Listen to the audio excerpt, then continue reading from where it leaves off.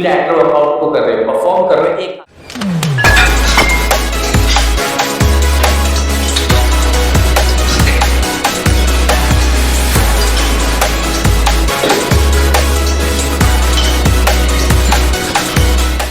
Hey guys, my name is Keshav Bhatt, your personal fitness coach. Welcome to the Pulse Burn and Glow. So again, फिर दोबारा से आपके साथ मैं कुछ क्वेश्चन और कुछ आंसर लेके आया हूँ. ये जो क्वेश्चन और आंसर है ये बहुत बेसिक चीजें हैं.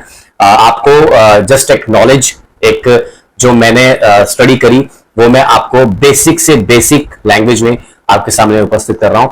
तो जिसको भी समझना है वो समझ सकते हैं, बाकी वो छोड़ सकते हैं. So thank you so much. तो आइए देखते हैं हम what are the health related components of physical fitness. इसकी मैं एक फोटो क्लिक करके आपको स्क्रीन पे शेयर भी कर दूंगा, आप वो पढ़ सकते हैं और उसको आप समझ भी सकते हैं, पता लग सकते हैं. तो सबसे पहले जानते हैं आंसर है इसका. द components of fitness और biomotor variable of physical fitness are grouped into two category as the, मतलब फर्स्ट कैटेगरी मैंने लिखी है, सेकंड कैटेगरी में आके नेक्स्ट वीडियो में अपलोड करूंगा. तो फर्स्ट कैटेगरी का ए जो पार्ट है health related physical fitness components, जिसमें कि हमारे इसमें 5 हमने टॉपिक लिखे हैं, 5 पॉइंट्स लिखे. तो देखिए फर्स्ट पॉइंट क्या है. फर्स्ट पॉइंट है कार्डियो रेस्पिरेटर फिटनेस, मतलब कार्डियो रेस्पिरेटर. अब आप ये समझने की कोशिश कीजिए कि कार्डियो रेस्पिरेटर सिस्टम्स होता क्या है.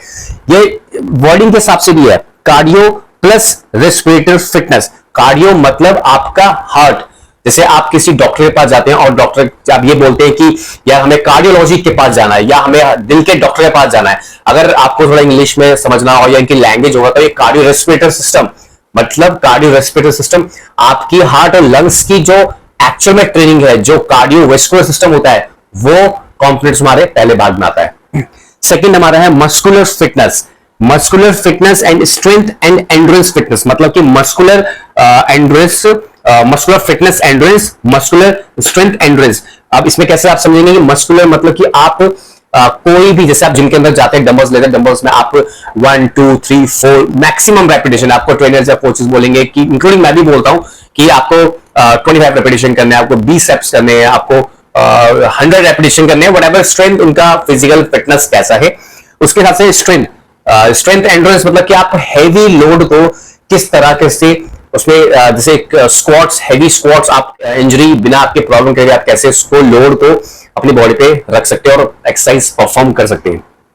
इसमें आता है फिर तीसरा फ्लेक्सिबिलिटी. फ्लेक्सिबिलिटी मतलब सपोज मेरी बॉडी स्क्वाट्स जो मैं कर रहा हूं तो नीचे नहीं बैठ पा रही है, मगर अगर आपकी बॉडी फ्लेक्सिबिलिटी है पहले से तो आपको इंजरी के चांसेस बहुत कम होंगे. तो मैंने बहुत सारे जिमों के अंदर स्टूडेंट्स को देखा है कि वो लोड पे ज्यादा फोकस करते हैं, मतलब हैवी वेट्स ज्यादा फोकस करते हो, अपनी बॉडी के अंदर फ्लेक्सिबिलिटी नहीं करते हैं.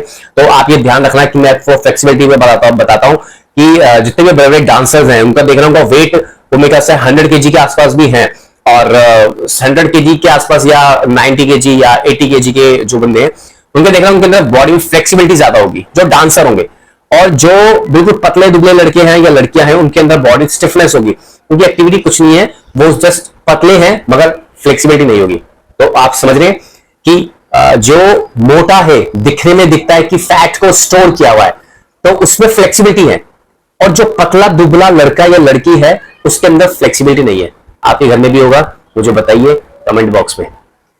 Body composition. बॉडी कॉम्पोजिशन मतलब कि सपोज आज आपका बॉडी जो फैट परसेंट है, आपकी बॉडी में फैट है, वो बॉडी में फैट परसेंट कितना है 25% है. आप ट्रेनिंग, आप जिम के अंदर जा रहे हो 1 महीना 2 महीना 3 महीना, मैं पर्सनल ट्रेनिंग की बात नहीं कर रहा हूं, just going to just general fitness.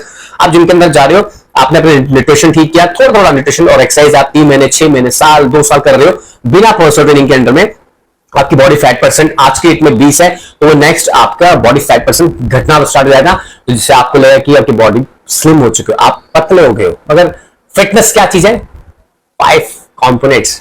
इसे 5 कंपोनेंट्स हैं. Last neurologic fitness. Neurologic fitness की हमारी बॉडी में फाइबर्स हैं, हमारी न्यूरो सिस्टम्स हमारी बॉडी के अंदर जो सिग्नल देते हैं right hand and left hand. मतलब कि सपोज मैंने आपके साथ बोला कि hi sir how are you, तो ऑटोमेटिकली राइट हैंड जाता है. क्या आप लेफ्ट हैंड के साथ हाथ मिलाते हैं? नो.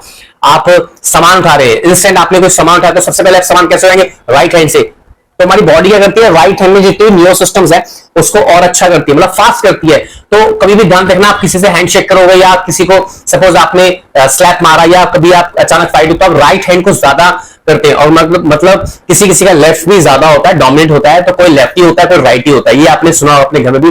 तो मुझे एक और सवाल, मुझे ये भी बताना कि आपके घर में राइट हैंड ज्यादा कौन यूज करता है और लेफ्ट हैंड ज्यादा कौन यूज करता है। न्यूरोलॉजिक फिटनेस, इसमें आ गई हमारी बैलेंस, इसमें आ गई हमारी स्टेबिलिटी। बैलेंस मतलब कि अगर मैंने आपको बोला कि आप योगा में ट्री पोज कीजिए, आप योगा में बकासन कीजिए, आप बैलेंस बना रहे हो, तो आपकी बॉडी बैलेंस बनाना सीख रही है, आपकी बॉडी जो है स्टेबिलिटी है।